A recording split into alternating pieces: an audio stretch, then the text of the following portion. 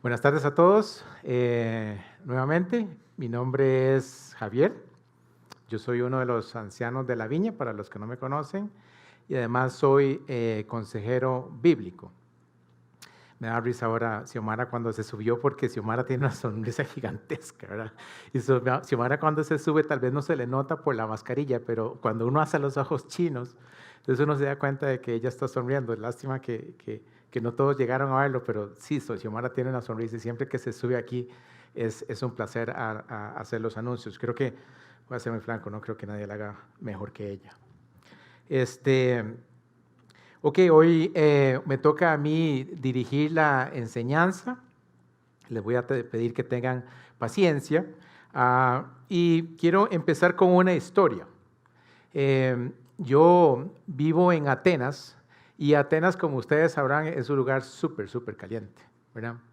Entonces, yo digo que en Atenas, en vez de cucarachas, tenemos alacranes, porque aparecen bastantes de vez en cuando, ¿verdad? Por año te pueden aparecer en la casa unos 15 o 16 por ahí.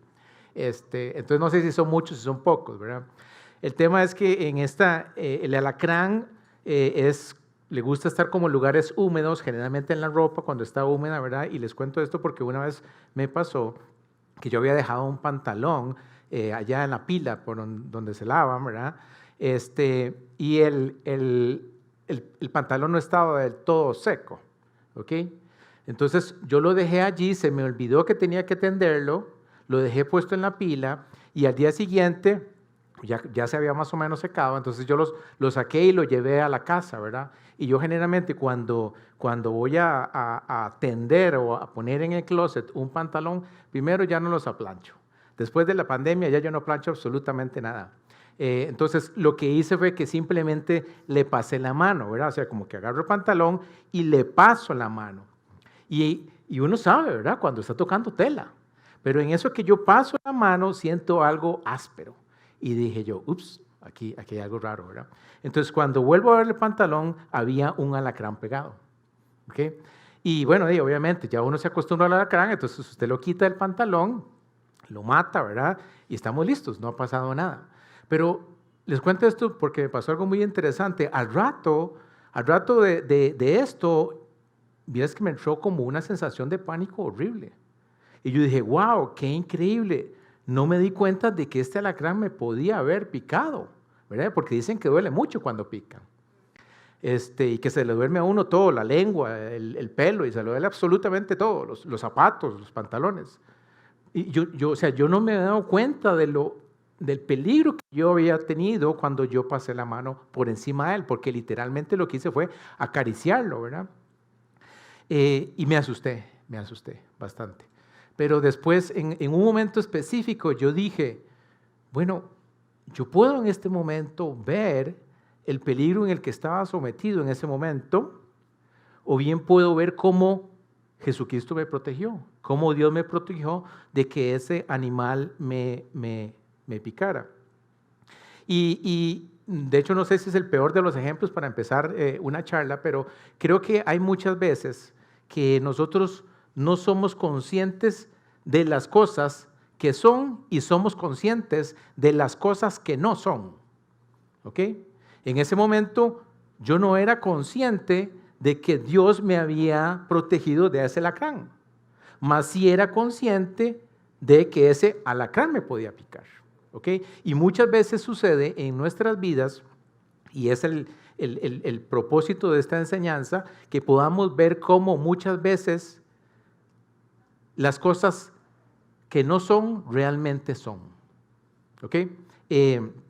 Acordémonos que estamos en las bienaventuranzas, ¿ok? Estamos en las bienaventuranzas y hoy vamos a continuar. De hecho, hoy es la última bienaventuranza. Pero antes de empezar, quisiera que por favor me acompañaran en una pequeña oración para ponerlo todo en las manos de Dios. ¿Ok? Padre Santo, te damos gracias por esta noche y gracias por la oportunidad que nos das de reunirnos, pero no solo eso, sino para aprender de tu palabra, Señor. Y yo te pido que tu Espíritu en este momento nos acoja, nos llene, para que podamos percibir qué es lo que tú quieres hablarnos a través de tu preciosa palabra, Señor. Y yo te pido que toda persona que venga cargada, preocupada, desde este momento toda carga sea quitada, Señor, y que tu Espíritu nos dé paz, nos dé tranquilidad y nos permita recibir lo que tú tienes. Padre, yo me dispongo para que sea tu Espíritu el que obre a través mío, Señor, y te damos gracias porque realmente no solo estar aquí y escuchar de tu palabra es un privilegio, sino también enseñarla, Señor. Amén. Ok, vamos a continuar con las bienaventuranzas, les decía, y hoy vamos a ver la última. Y para ello les pido que vayamos a Mateo capítulo 5, versículos del 10 al 12. ¿Ok? Y vamos a poner en contexto qué es lo que estaba pasando. Recordémonos que Jesús está más o menos en su segundo año de ministerio en ese momento. Él se encuentra en Galilea y está con los discípulos que hacía unos meses él había llamado. ¿Ok? Y en ese momento él está en el sermón, está en el monte con ellos y les está dando el sermón. ¿Ok? Y dice en el capítulo 5, dice pues, ya la última aventuranza, lo último que Jesús les está diciendo, dice, dichosos los perseguidos por causa de la justicia, porque el reino de los cielos les pertenece. Dichosos serán ustedes cuando por mi causa la gente los insulte, los persiga y levante contra ustedes toda clase de calumnias. Alégrense y llénense de júbilo. ¿Ok? Entonces, tratemos de imaginarnos la escena. Tenemos a Jesús que está probablemente de pie, Él es el maestro, Él es el rabí, y ahí usted tiene a sus discípulos que están probablemente sentados escuchando estas maravillosas enseñanzas, ¿verdad? Que hemos escuchado a lo largo de todas estas semanas sobre las bienaventuranzas como tal. Entonces, yo me imagino la cena donde todos están atentos y Jesús empieza a decir, y vamos a ir desde el 3, por si quieren seguirme, 5:3, dichosos los pobres en espíritu, porque el reino de los cielos les pertenece. Dichosos los que lloran, porque serán consolados. Dichosos los humildes, porque recibirán la tierra como herencia. Dichosos los que tienen hambre y sed de justicia, porque serán saciados. Entonces yo me imagino que los discípulos en este momento decían, wow, sí, yo soy ese, yo soy dichoso. Y continúa Jesús diciendo, dichosos los compasivos, porque serán tratados con compasión. Dichosos los de corazón limpio, porque ellos verán a Dios. Dichosos los que trabajan por la paz, porque ellos serán llamados hijos de Dios. Y finaliza con el 10 diciendo, dichosos los perseguidos por causa de la justicia, porque el reino de los cielos les pertenece.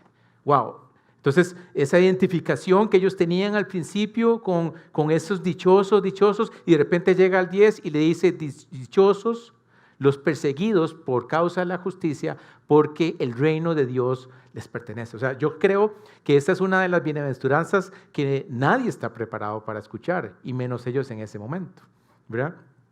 Pero hagamos un análisis exhaustivo de lo que está diciendo específicamente este pasaje.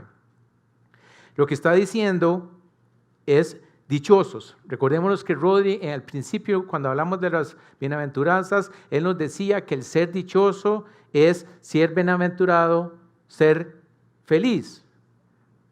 Pero que además ser dichoso es ser dichoso en Cristo. O sea que ser dichoso es ser dichoso en todos aquellos que recibieron a Jesucristo y que han decidido caminar por el camino angosto.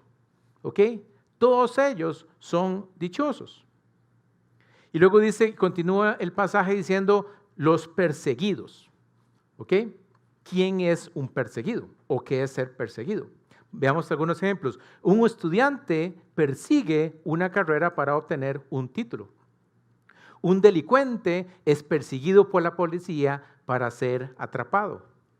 Un jugador de fútbol persigue a su contrario para que no meta el gol. los perros persiguen a Rodrigo para morderlo cuando él corre, de acuerdo a lo que él nos ha dicho. Y nosotros perseguimos, la misión de Dios para cumplir como su voluntad, tal como nuestra misión lo dice. Entonces, el ser perseguido, no sé si lo ven, no solo puede venir de personas, sino también de hechos, ¿ok? La persecución es incesante, focalizada y tiene un objetivo específico, ¿ok? En una persecución hay un perseguidor y hay un perseguido, ¿correcto? Se puede dar mediante acciones o se puede dar mediante palabras. Imaginémonos a este policía que está persiguiendo a un ladrón. No solo lo está persiguiendo, corriendo detrás de él, sino me imagino diciéndole, deténgase, deténgase, deténgase. Pero la persecución como tal también puede ser positiva, el caso del estudiante que persigue un título universitario, o bien puede ser negativa, ¿ok? Como el perro que quiere morder a Rodrigo. Y bueno, de hecho no me puedo imaginar a un perro persiguiendo a Rodrigo, ¿verdad? Porque realmente debe ser, bueno, yo no corro mucho, entonces nunca me ha perseguido un perro, pero realmente el hecho de ser perseguido lo que causa es una reacción en las personas. ¿Estamos claros? Ahora, dice, y entendiendo ahora que son dichosos los perseguidos, dice además que dichosos los perseguidos por causa de la justicia. En ningún momento se está diciendo quién es el que persigue. Sí se dice a quién es el que persiguen. ¿Quién es el perseguido? Los que creen en la causa, a causa de la justicia. Esos son los perseguidos. Pero ¿quién es el que persigue? ¿Quién es el que lo persigue? Bueno, ¿quién es el que podría eventualmente llegar a perseguir en ese momento, de acuerdo a la enseñanza que Jesucristo está dando a sus discípulos? ¿Quién? ¿Ok? Veamos algunos ejemplos bíblicos de quienes pueden ser perseguidores. ¿Okay? Dice Mateo 26, de 3 al 4. Se reunieron entonces los jefes de los sacerdotes y los ancianos del pueblo en el palacio de Caifás, el sumo sacerdote, y con artimañas buscaban cómo arrestar a Jesús para matarlo. Entonces, uno de los perseguidores puede ser ¿quién? La iglesia. ¿Okay? Porque quien perseguía a Jesús eran los fariseos, los sacerdotes, y lo perseguían para matarlo. ¿Okay? Pero adicionalmente, en Hechos 9, del 1 a 2, nos dice que un perseguidor puede ser un hombre. Dice, mientras tanto, Saulo, respirando aún amenazas de muerte contra los discípulos del Señor, se presentó al sumo sacerdote y le pidió cartas de extradición para las sinagogas de Damasco. Tenía la intención de encontrar y llevarse presos a Jerusalén a todos los que pertenecieran al camino. Y todos sabemos que el camino es Jesús. Entonces, el perseguidor puede ser una persona, pero también podría ser el gobierno. Se dice históricamente que hubo al menos 10 emperadores romanos que persiguieron a la iglesia, y el más importante de todos fue Nerón. Y no fue sino por Nerón que Pedro fue decapitado y que Pedro fue crucificado y Pablo fue decapitado. ¿Okay? Pero no solo eso, sino que los perseguidos también podrían ser, y este es un pasaje fuertísimo, dice que pueden ser nuestras propias familias. Mateo 10, del 34 al 36 nos dice, no crean que he venido a traer paz a la tierra. ¿Quién está diciendo eso? Jesús. No crean que he venido a traer paz a la tierra. No vine a traer paz sino espada, porque he venido a poner en conflicto al hombre contra su madre, al hombre contra su padre, a la hija contra su madre, a la nuera contra su suegra. Los enemigos de cada cual serán los de su propia familia. ¿Ok? Y eso es muy cierto. Entre más cercanas las relaciones, hay grandes posibilidades de que los perseguidores nuestros sean las personas más cercanas. ¿Ok? Y yo creo que cada uno de ustedes puede tener certeza de eso. ¿Ok? Pero ahora, reitero, en el versículo no nos dice quién es el perseguidor, pero sí nos dice quién es el perseguido. El perseguido es todo aquel que persigue, que sigue a Jesucristo por causa de la justicia, dice. ¿Ok? Entonces, ¿quiénes son todos aquellos que persiguen o han seguido a Jesucristo? Nosotros los cristianos. ¿Ok? Todo aquello que enseña o representa a Jesús, todos aquellos que de una u otra forma defendemos el nombre de Jesucristo, somos perseguidos. ¿Ok? Vean cómo lo dice específicamente, me llama mucho la atención cómo lo define Sinclair Ferguson. Dice Sinclair, los cristianos son perseguidos por causa de la justicia debido a su lealtad a Cristo. La lealtad real hacia Él crea fricción en los corazones de aquellos que solo hablan palabrerías. La lealtad despierta sus conciencias y les deja solo dos opciones, dos alternativas. Uno, seguir a Cristo o bien silenciarlo. A menudo su única forma de silenciar a Cristo es silenciar a sus siervos. El resultado es la persecución. Entonces, este quote lo que nos está diciendo es, wow, hay personas allá afuera o incluso personas de nuestra misma iglesia que pueden y buscan silenciar a Cristo. ¿Ok? Y la única forma de hacerlo en este momento, ¿cómo es? Con la persecución de aquellos que lo seguimos. ¿Ok? Entonces, importantísimo entender que la persecución existe. Dichosos los perseguidos por causa de la justicia. La persecución existe.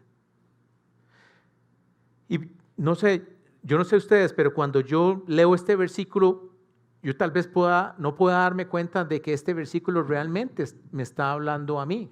Y en ese momento, los discípulos tal vez no se habían dado cuenta de que ese versículo era específicamente para ellos. ¿Ok?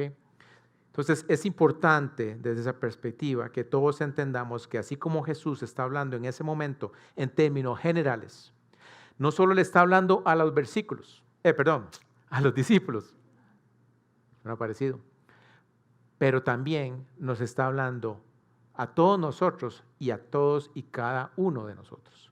Le está hablando a cada uno de ustedes personalmente y a mí también. El pasaje continúa y dice, dichosos los perseguidos por causa de la justicia, porque el reino de los cielos les pertenece. ¿Ok? Quiero rescatar 3 cosas de aquí, y eso es trascendental e importantísimo. Xioma, ¿podrías ver el counter que tiene una pantalla azul? Quiero rescatar una cosa importantísima de aquí, y es que no hay nada, importantísimo, no hay nada más verdadero que el hecho de que somos dichosos y el reino de Dios nos pertenece por causa de la justicia, o sea, por causa de Cristo. ¿Ok? El reino de Dios a nosotros nos pertenece por Jesús. ¿Por qué por Jesús? Porque fue Jesús el que, siendo Dios, decidió venir a la tierra y convertirse en uno de nosotros.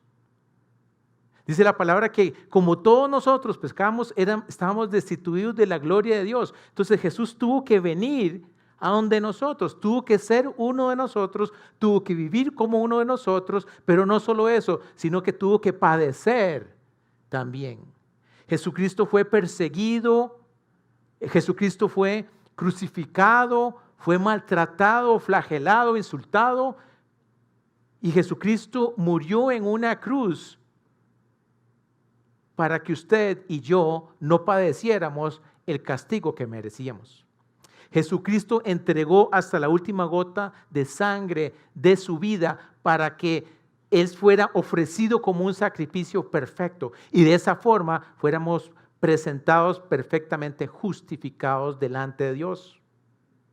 Quiero que sepan, no hay nada que los discípulos y no hay nada que ustedes o yo hubiéramos podido hacer para merecer semejante favor.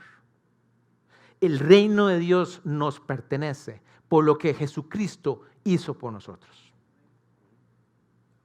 Punto número 2, el reino de los cielos les pertenece porque somos coherederos y herederos del reino de los cielos. Veamos lo que dice la palabra. La palabra en Juan 1:12 dice, a cuanto lo recibieron, a los que creen en su nombre, se les dio el derecho de ser hijos. Y por cuanto hijos, dice el siguiente versículo, Romanos 8:17, y si somos hijos, entonces somos herederos de Dios y coherederos con Cristo. Pues si ahora sufrimos con Él, también tendremos parte con Él en su gloria. De manera tal que también el reino de Dios nos pertenece porque somos hijos y coherederos del reino de los cielos. Amén. Y el punto número 3 es que el versículo no dice que el reino les pertenece solo a los que son perseguidos. Lo único que está diciendo es que el reino de Dios dice que ellos son dichosos, que los perseguidos son dichosos y el reino de Dios les pertenece. Pero no significa esto que si yo no soy perseguido, entonces el reino de Dios no me pertenece. Porque lo único que necesito yo para heredar el reino de los cielos es aceptar a Jesucristo y tener fe en Él. ¿Ok? Pero lo que sí es importante es aceptar esa realidad. Tenemos que aceptar la realidad de que el reino de Dios nos pertenece. Y lo digo porque muchas veces nos cuesta aceptar las cosas que tenemos. Tenemos un carro y queremos otro. Tenemos unos zapatos azules y queremos unos zapatos rojos. Estamos solteros, queremos casarnos. Estamos casados, queremos estar solteros. Muchas veces somos incapaces de aceptar las cosas que tenemos y creo que se debe a una cosa que ahora le han puesto el nombre de la era del buffet. En la era del buffet, en la que estamos actualmente, las cosas son desechables. Yo fui con mi hijo recientemente a un hotel de esos de todo incluido y usted nada más tiene que decir, ¿y qué es lo que sigue ahora? Ve cómo este pedazo de carne no me gustó, lo desecho. Y voy y cojo otro pedazo de carne. No me gustó esta sopa, la desecho, voy y cojo algo más. Y lo mismo pasa con las personas actualmente. No me gusta la relación en la que estoy, la desecho. ¿Quién sigue? ¿Qué más sigue? Esa es la era del buffet. Muchas veces no somos agradecidos, pero Rudy nos decía en la primera vez que la humildad es la sombrilla de todas las bienaventuranzas. Entonces tenemos que ser humildes. Dice pocas cosas de la vida, la primera bienaventuranza dice, cosas de la vida, no, cosas de Dios. Dice, bienaventurados los pobres en espíritu, porque el reino de Dios les pertenece. ¿Ok? Entonces tenemos que ser humildes, pobres en espíritu, para reconocer eso. Reconocer que el reino de Dios nos pertenece por su Hijo Jesucristo. Entonces, si sabemos que nosotros somos dichosos porque el reino de Dios nos pertenece, ¿ok? Entonces la pregunta lógica sería aquí, entonces, ¿por qué los perseguidos son dichosos? Y eso me lleva a la segunda parte de la charla.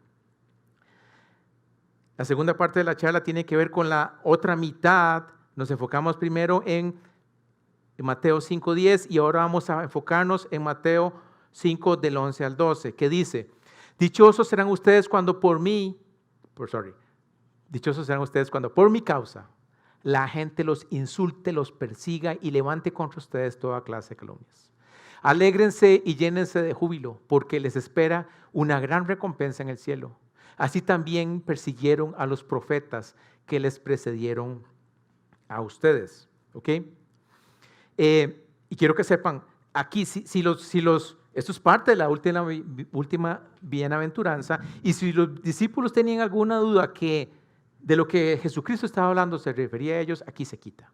Porque dice, dichosos ustedes. ¿Ok? Pero también hay una cosa importante y es que el tiempo de las bienaventuranzas cambia. La primera y la 10ª están en presente, el resto está en futuro y en este momento cambia a futuro. Dichosos serán ustedes, dice el pasaje. Haciendo una referencia a ¿quién? A los discípulos. A todos nosotros que hemos decidido seguir a Jesucristo. La referencia directa es a ustedes. No se equivoquen. Cuando está diciendo dichosos serán ustedes, se refiere no solo a los discípulos, sino se refiere a nosotros mismos.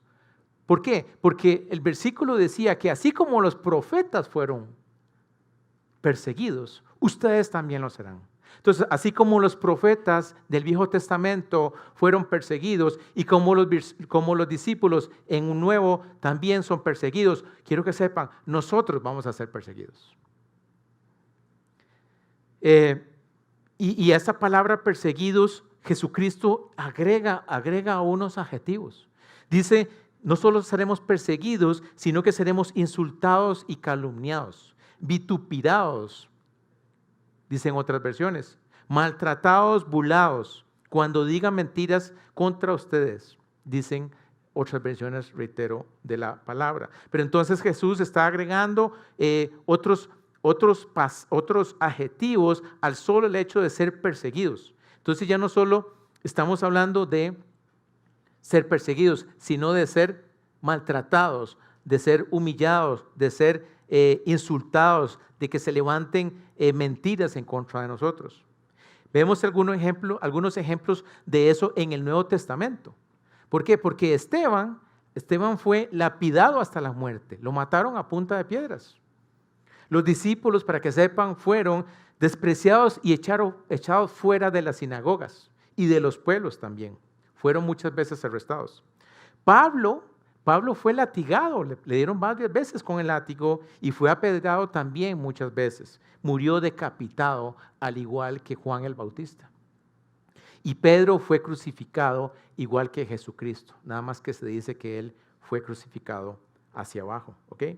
Entonces no se trata de que podríamos padecer de estos sufrimientos, sino de que lo vamos a hacer. Y veamos cómo lo dice la palabra, cómo lo reitera la palabra. Dice 2 Timoteo 3:12. Asimismo serán perseguidos todos los que quieran llevar una vida piadosa en Cristo Jesús. El siguiente dice, porque a ustedes se les ha concedido no solo creer en Cristo, sino también sufrir por Él, dice Filipenses 1:29. Y el último, Mateo 24:9 dice, entonces los entregarán a ustedes para que los persigan y los maten, y los odiarán todas las naciones por causa de mi nombre. Los profetas fueron perseguidos, los discípulos también, y nosotros vamos a ser perseguidos y vamos a padecer por el nombre de Cristo Jesús. Y eso es una realidad actualmente. Veamos este mapa, solo para que vean cómo los cristianos somos perseguidos. En este mapa aparecen en rojo son los países donde los cristianos son perseguidos intensamente hasta la muerte. Y en el resto, en donde está anaranjado, es en los países en los que los cristianos son despreciados. Les voy a dar algunas estadísticas. Dentro de esos países, lo más fuerte es el top 5 es Corea del Norte, Afganistán, Somalia, Libia y Pakistán. Esos son los que más detestan a los cristianos. Dice que más de 340 millones de cristianos viven en algunos lugares donde se experimenta algún nivel de persecución y discriminación. Aproximadamente 4.761 cristianos fueron asesinados por su fe. ¿Desde hace cuánto? No dice. 4.488 iglesias o edificios cristianos fueron atacados y 4.277 cristianos o creyentes han sido detenidos sin juicio, arrestados, sentenciados o aprisionados. ¿Ok? Y realmente pareciera un escenario negativo, pero quiero que sepan, el padecer en Cristo no siempre tiene que darse a través de actos tan violentos. ¿Ok? Y creo que todos nosotros, al haber aceptado a Jesucristo de una u otra forma, hemos recibido algún tipo de rechazo personal. Voy a poner dos ejemplos. Me acuerdo que cuando yo acepté a Jesucristo, un amigo mío, un mejor amigo, me dijo que te tuviera cuidado porque me estaban lavando el cerebro en esa secta. ¿Okay? Otro amigo me dijo, no, es que usted no puede volverse cristiano porque usted es un alcohólico. Y me acuerdo que por perseguir el bien, por hacer y seguir a Jesús y hacer lo correcto, de acuerdo a lo que está estipulado en su palabra, me compré, voy a decirlo así, una diferencia con mi ex jefa. Y creo que esa diferencia influenció mucho el hecho de que cierto tiempo después me cesaran de ese trabajo o me echaran. Y con esto quiero que sepa, yo no estoy diciendo que yo soy el que más ha padecido, ¿ok? Pero sí quiero que como parte de esta enseñanza cada quien se pregunte si ha padecido o no, si ha recibido rechazo por vivir y presentar a Jesucristo como su Señor y como su Salvador. Luego de entender entonces que vamos a ser perseguidos y que padeceremos a causa de Jesucristo, entonces, ¿dónde está la dicha? ¿Dónde está la dicha como tal? Vean cómo lo resume perfectamente, perfectamente. Romanos 5, de 2 al 4. Dice, también por medio de Él y mediante la fe tenemos acceso a esta gracia en la cual nos mantenemos firmes. Así que nos regocijamos en la esperanza de alcanzar la gloria de Dios. Y no solo en esto, sino también en nuestros sufrimientos. Porque sabemos que el sufrimiento produce perseverancia. Y la perseverancia, entereza de carácter. La entereza de carácter, esperanza. ¿Ok? Significa esto de que nos regocijamos y nos alegramos y nos llenamos de júbilo, ya que por gracia los sufrimientos producen en nosotros perseverancia, entereza de carácter y esperanza. ¿Ok? ¿Perseverancia en qué? ¿Qué significa perseverancia? ¿Ok? Creo que la mejor forma de definirlo es como resistencia o firmeza. Yo lo comparo como cuando yo empecé a andar en bicicleta. Yo no ando mucho en bicicleta, pero me compré una bicicleta, una mountain, y yo vivía allá por Cartago, vivía en Curridabat, y entonces empecé para aprender a manejar, para andar en bicicleta. Entonces yo empezaba en el principio de la carretera de Cartago, empezaba de Curridabat hacia allá. Entonces, las primeras vueltas solo llegaba allí como hasta el puente de Walmart, por así decirlo, el primer puente que uno se encuentra. Entonces, solo me daba la energía para eso. ¿Okay? Entonces, yo veía el puente y yo decía, gracias a Dios, ya voy a llegar al puente. Entonces, me daba vuelta. No es mucho, estamos hablando de como 4 kilómetros, una cosa así. No es lo que todo el mundo anda ahora. Pero después ya no solo le daba una vez, sino que le daba 2 veces y hasta 3 veces. Después ya decidí ir todavía más allá y ya llegando allá al alto de Ochomogo, creo que se llama, ahí me daba la vuelta. No era que seguía, es que me daba la vuelta ahí. Pero de repente la siguiente vez ya después me animé y cada vez iba más lejos y de repente ya subía hasta Recope y ahí me daba la vuelta. Cada vez iba agarrando más resistencia por mi perseverancia, hasta el punto de que un día llegué a Cartago, bendito sea el Señor. Entonces mi ruta era de empezar desde el principio de la autopista hasta llegar al centro de Cartago. ¿Okay? Pero eso lo que hizo fue crear en mí resistencia y firmeza. ¿Okay? Y ahora, ¿por qué dice que además los sufrimientos producen entereza de carácter? Cosas de la vida. Después de vivir en Curridabat, ahora vivo en Atenas.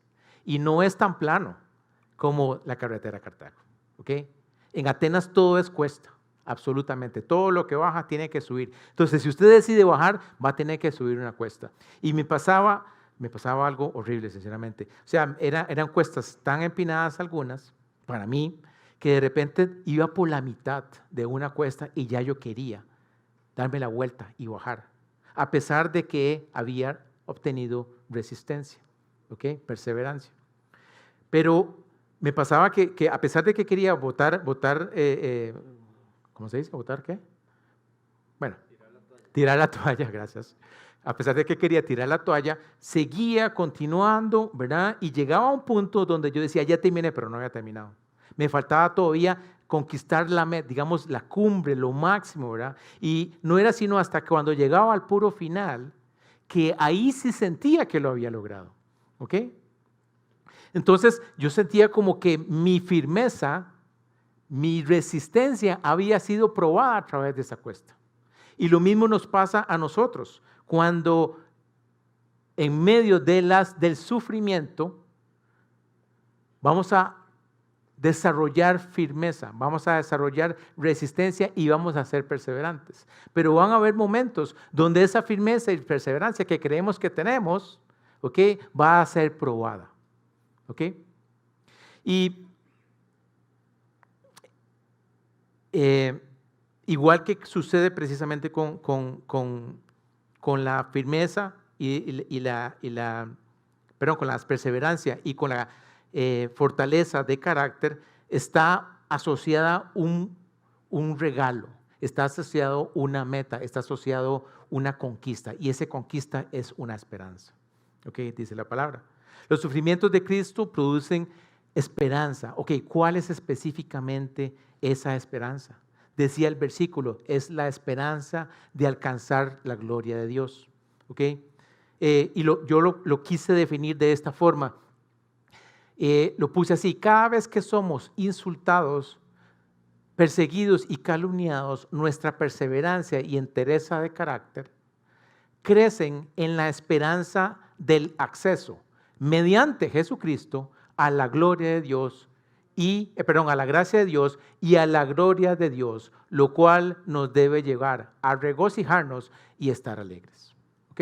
Entonces es a través de ese padecimiento, de ese sufrimiento, que la perseverancia, que el carácter forman una esperanza en que vamos a recibir la gloria de Dios, pero por un solo motivo, y es la gracia que hemos recibido a través de Jesucristo.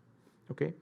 Para ir terminando, entonces, les leo algunos de los versículos que no van a salir en pantalla. Romanos 8:18, uno de mis favoritos, dice, y así me lo aprendí: tengo esto por cierto, que las aflicciones del tiempo presente no son comparables con la gloria venidera que en nosotros ha de manifestarse. Qué chiva, o sea que lo que estamos sufriendo en este momento no es comparable con la gloria que va a manifestarse en nosotros. Dice 2 Corintios 4:17, pues los sufrimientos ligeros y efímeros que ahora padecemos producen una gloria eterna que vale muchísimo más que todo sufrimiento. Para ir terminando, quiero enfatizar en lo que creo que es el punto medular de esta enseñanza, de la bienaventuranza. Y el punto medular de esta última bienaventuranza es Jesús. ¿Por qué es el punto medular de la bienaventuranza? Nuevamente, porque si no hubiera sido por Jesús, la gracia de Dios no nos hubiera alcanzado. Si no hubiera sido por Jesús y por la gracia, jamás hubiéramos podido tener acceso a la gloria de Dios. Y realmente, no es sino a través de Jesucristo que nosotros vamos a poder estar felices y contentos en medio de los sufrimientos. ¿Por qué? ¿Y por qué en medio de Jesús? Porque Jesús, no solo siendo hombre, Él padeció todos los sufrimientos que nosotros merecíamos. Jesucristo padeció absolutamente todo el castigo que nosotros merecíamos, todo ese castigo del que se habla, ya Jesucristo lo padeció por nosotros. Pero no solo eso, sino que Jesucristo murió también por todos y cada uno de nosotros. Jesucristo recibió lo que nosotros merecíamos.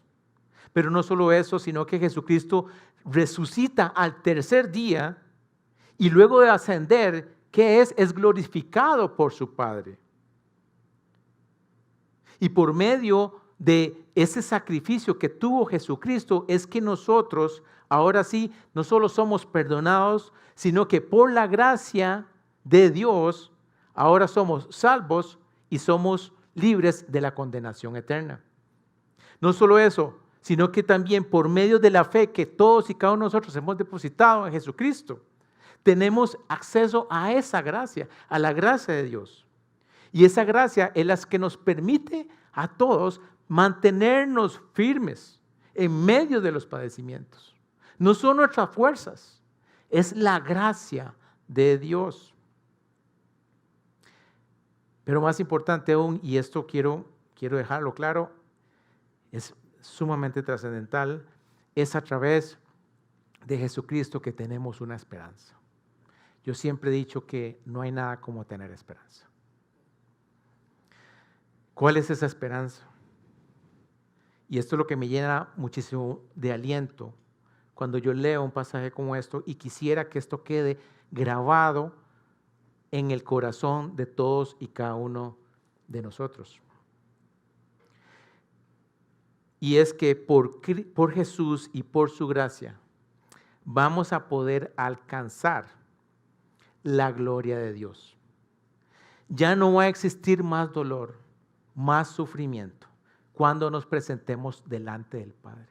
Esa esperanza de la que la palabra nos está hablando es entender y es saber que va a llegar un momento en el que no importa qué tanto hayamos sufrido, como personas o por presentar a Jesucristo, por seguir su evangelio, por enseñar a otras personas a Cristo, no importa el dolor, no importa el sufrimiento.